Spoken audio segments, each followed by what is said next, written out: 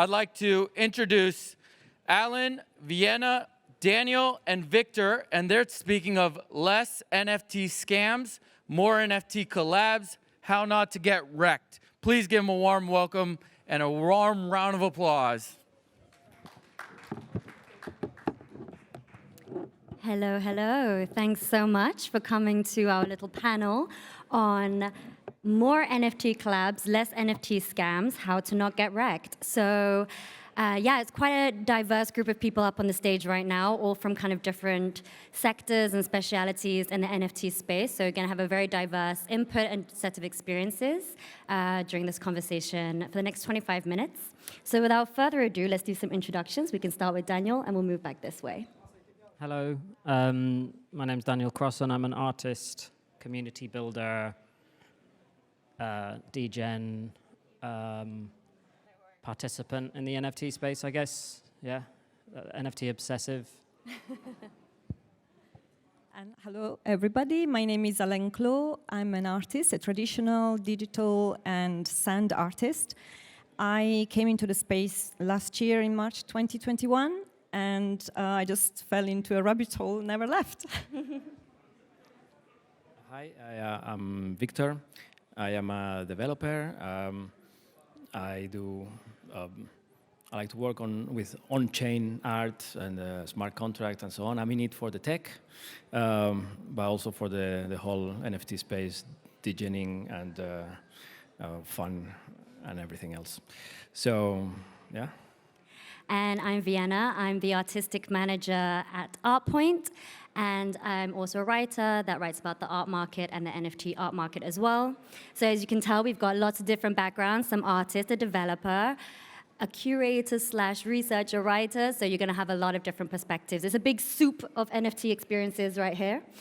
So without further ado, let's start with Alen, because Alen, you've been in this space since March of last year, March 2021. Correct, yeah. And you've been quite active when it comes to teaching artists about security in the space and collabs in the space. So for you, as an artist that has been here for over a year now, what have you experienced to be the major risk that artists can face when first entering NFTs?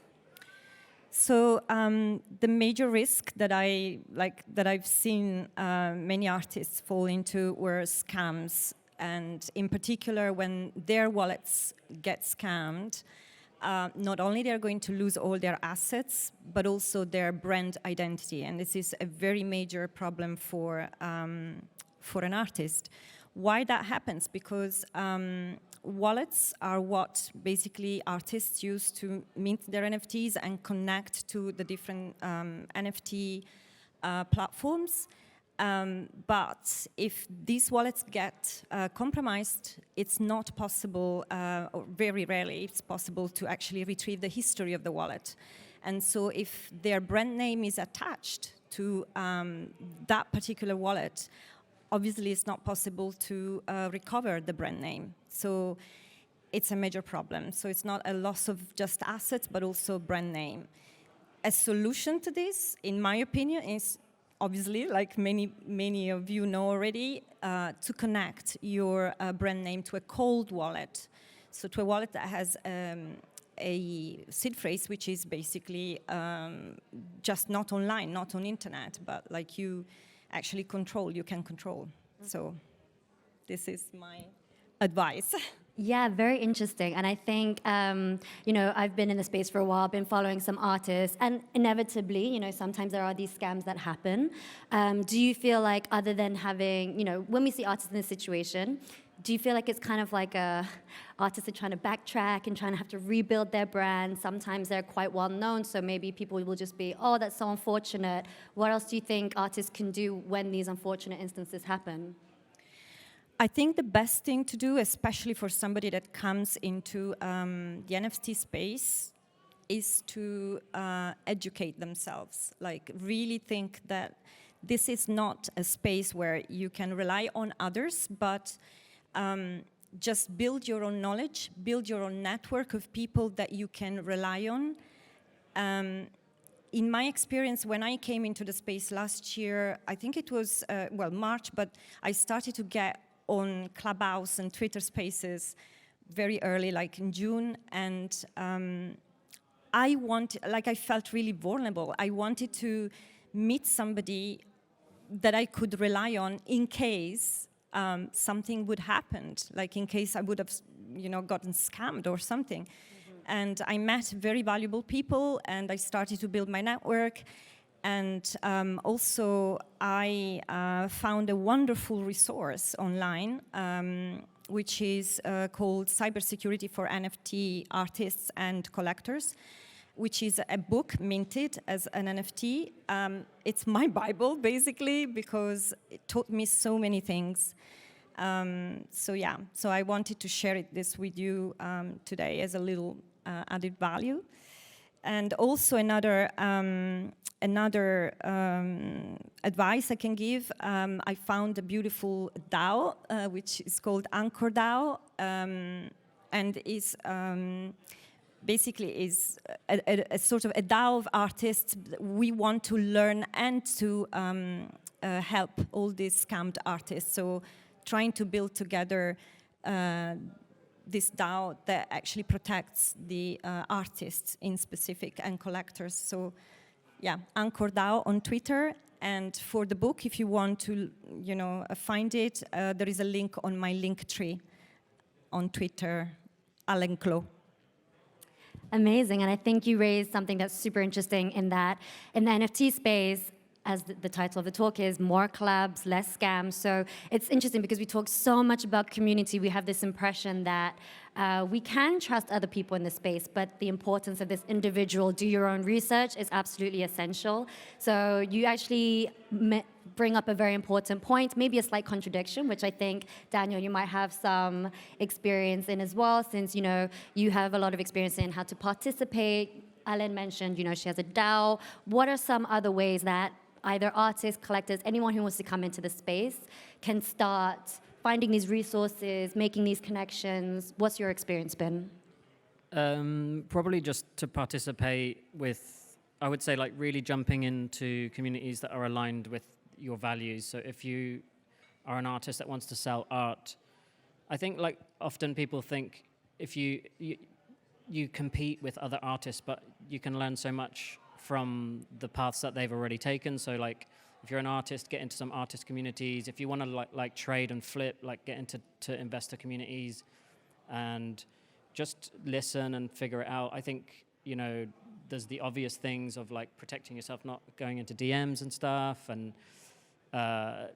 if you ever feel like FOMO is somebody is trying to make you feel an emotion strongly, then that's a real big sign that you're getting scammed. So just like I would keep like a very small network of people close that you really trust. And then, you always ask opinions from other people about whatever you're doing. But like it is a wild west, and I think it is really just it's you've got to play. In my experience, like playing in this space has brought all of the rewards for people. The people that were in the clubhouse room, like doing ape sounds and like having fun, those guys, like they did well. The people that got into artists because they liked art, sometimes they've done really well. Or like buy 3 or 4 from one collection because they really like it, and then they can sell 3 of them, keep one of them, and the price goes up. Whatever it is, like whatever you want to do in the space, I think build a close circle of people that you trust, and then kind of spread it slowly. Seems to have worked for most people I know. Yeah. Yeah, and then also when we were talking earlier before this talk, you kind of mentioned all of these different ways of participation. Like you mentioned, find your close people, but what are some ways that you see people kind of engaging with the space more in general? You mentioned, there are like rewards or airdrops or all these kinds of things that are kind of on a silver platter here in NFTs.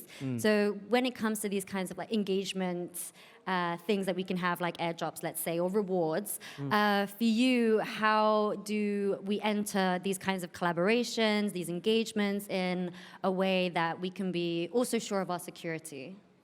There's a lot there. So I think in terms of sort of, I don't really know where to go with it. So in terms of like collaboration, I have to come from the thing of artists. So like when I did my project, I did like 100 collectibles and I got 11 guest artists. And I tried the way that I tried to get artists was choose people that I had spent time with, that had invested their time in me, and that I liked their work, but also pull from different communities. So like artists from Rareable, pull them in, and artists from OpenSea in from like different collectives and communities. And that really helped to sort of get like a nice, well-rounded group of artists from different kind of disciplines and different sort of styles and stuff.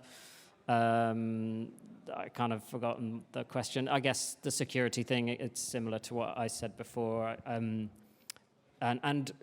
the actual rewards and stuff that I'm talking about, so like people that I know, I was always seeing high gas and getting a bit scared about like minting stuff, and often I kind of didn't.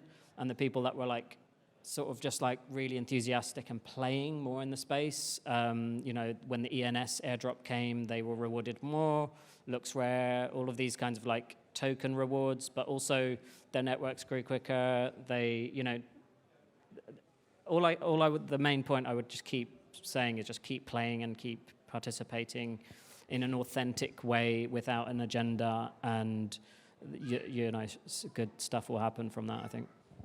Yeah, and I think you're kind of like touching on a point that's really interesting when we think about collabs versus scams.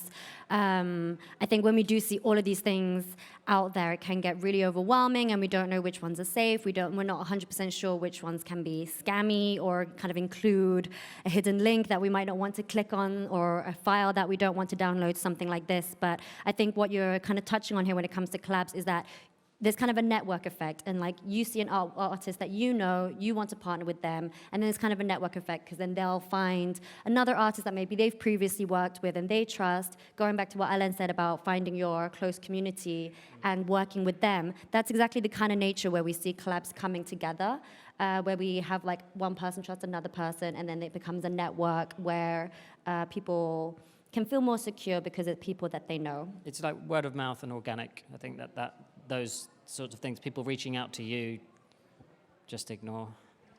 Also, I would add research. Research is very important. So, like, just don't go with the hype, oh, that person is, like, someone important in the community. But, like, do your own research. It's very important, very important. Absolutely. So good combination of individual research and also looking out for these collaborations where artists or creators might be really close and know each other in real life, or, you know, for a while in the space. It's always nice to kind of have a look out for.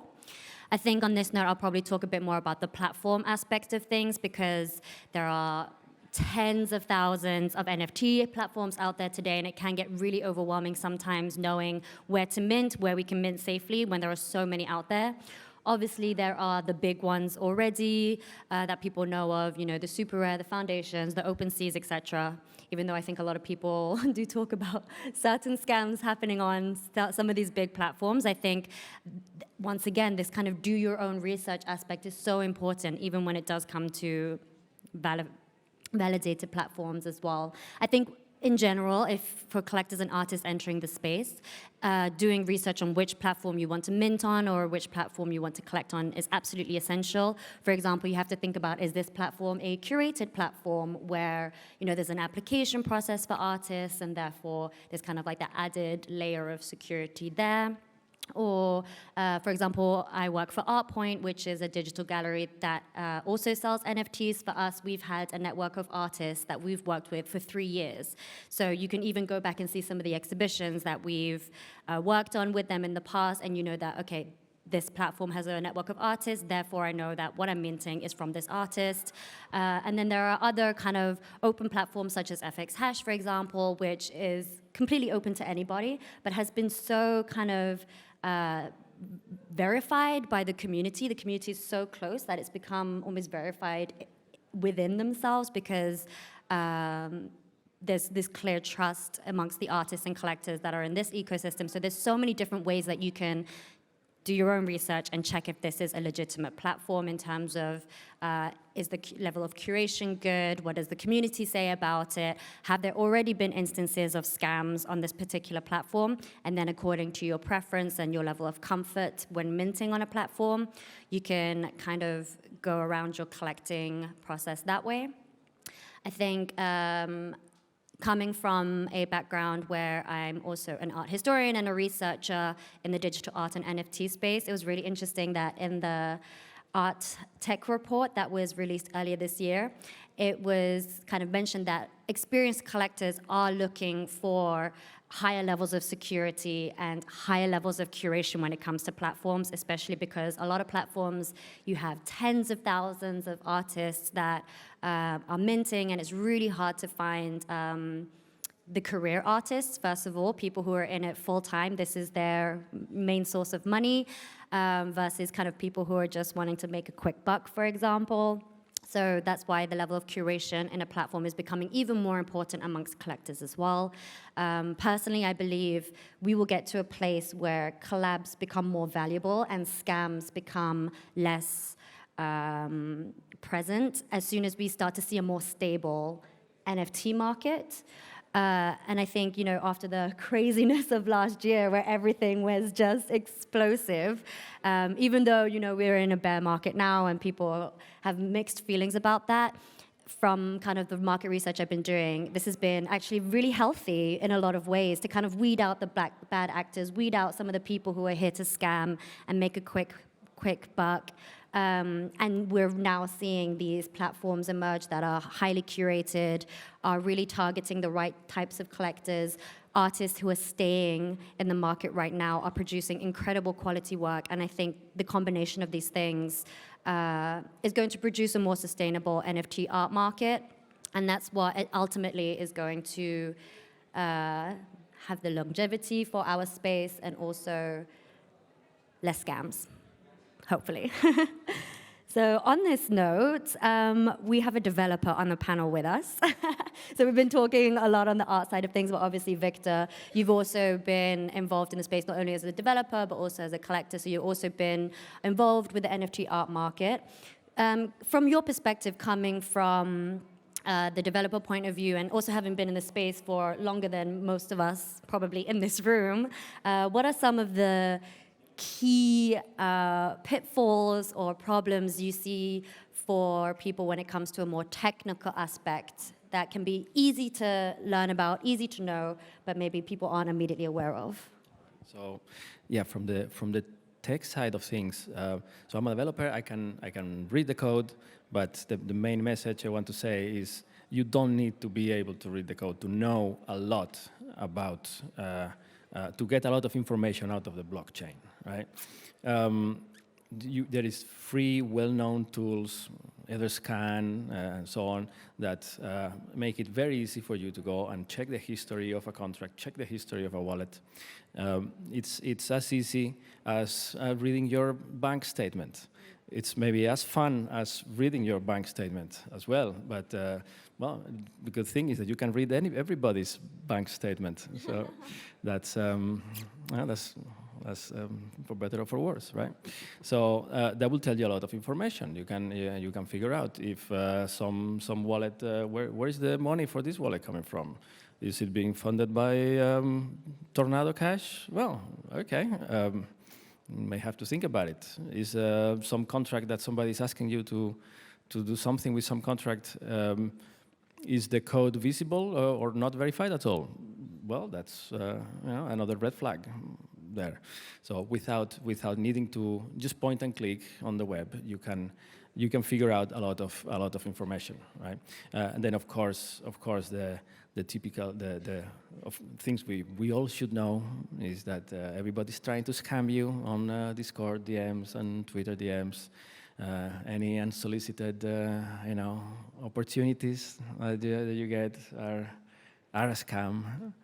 The giveaway doesn't exist, so that's everybody should know that. But it feels like we have to say it again and again. It costs very little, and we have to say it again.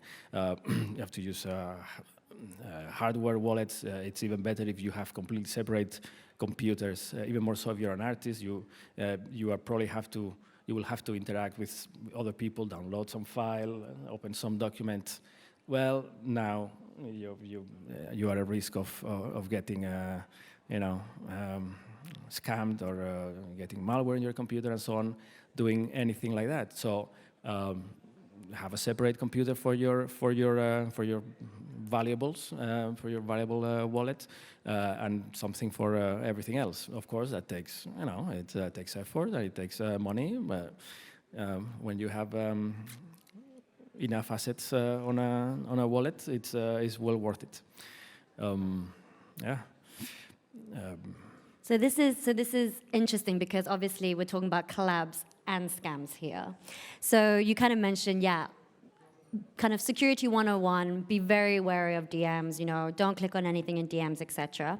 But very often, let's say you're an emerging artist in the space, you're trying to make connections for the first time, maybe you want to reach out to someone. Is there anything we can look out for? As in, okay, well, this DM seems really suspicious, not even going to go there, as opposed to, oh, this artist actually seems quite interesting. Just by being in the space for a while, you learn to recognize the shape of a scam DM. They are really similar to each other. Sometimes they are the same literal DM from different spammers. So you just learn to feel it. Some are going to be more elaborate, so you have to. That's the one you're going to have to be careful. Even more so if established artists have fallen for this kind of scam, because people will want to reach out to you to do a proper collaboration and put your art in some NFT, in some other collection, and you should play. You should be in the space, and you should try this kind of thing. So that's the danger, right? So again, what can you do? So you can, discarding all the the spam. You can, using these tools, you can ask for verification very easily for any person you're interacting with. Okay, so you are in what spaces? You own these NFTs. Okay, let me see your wallet. Check it in OpenSea. Check it in the scan. Is that true? Can they verify that they own that wallet? Because obviously they're going to try to impersonate other people. But you can very easily challenge that and verify that through different tools and so on. So that will at least be protected, that they are who they say they are. They can still try to scam you anyway. So you have to be careful anyway. So again, there is some misconceptions in what, click some link. Obviously, you shouldn't click scam links, but in general, just by clicking on a link, they're not going to drain your wallet. Just by making a transaction, recently MetaMask have done taken a very good step, which is make it scarier to sign some transactions. That's very good. Ironically, interacting with an unknown contract, some people are scared about that. That's ironically very safe, because an unknown contract is just going to be operating in their own, in its own contract, and they are not going to be able to steal your other NFTs, right? So if you know how to check what contract you're interacting with, again, just clicking around in MetaMask, in Etherscan, and so on, you can tell if this is a contract you've already, from a collection you've already interacted with. So yeah, but go ahead and play and have fun. Amazing. So there you have had little, bits of nuggets of wisdom and experiences from artists, developers, and also kind of platforms in the space. Hopefully that's kind of giving you a little snippet of the various aspects of the ecosystem and how you can collaborate, how you can avoid scams. So thank you very much for listening to our panel talk. Hope it's been useful, and enjoy the rest of your afternoons. Thank you. Thank you so much.